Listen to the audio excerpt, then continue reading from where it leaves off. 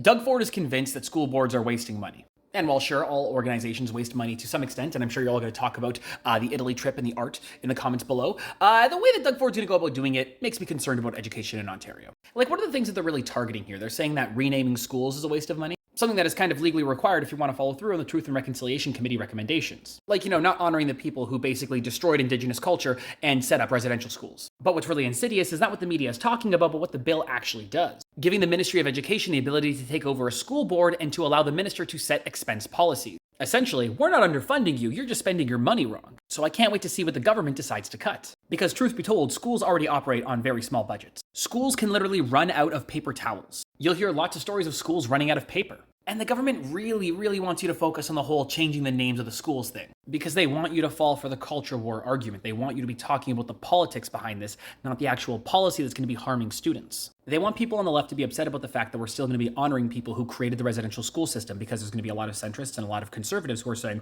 why does it matter? This is what the names have always been. And that's what people are going to focus on in the arguments, not the fact that the government's going to come in and start setting the budget. Because when the ministry has the power to just come in and take over school boards and decide where that money goes, I can guarantee you we are going to start to see a lot of cuts. Budget cuts both from the government to the boards, and then budget cuts again at the board level to the schools, because the government will be controlling it all the way down. And if you're one of those people who say that schools are already overfunded, we have some of the lowest funded schools per pupil in Canada. Because Doug Ford doesn't care about you or your children's education. He is using this as a smokescreen to distract from the Greenbelt and all the other scandals, all of the other illicit activities being done by his government. And if you want to stay up to date on news and politics in Ontario, hit the like and follow button.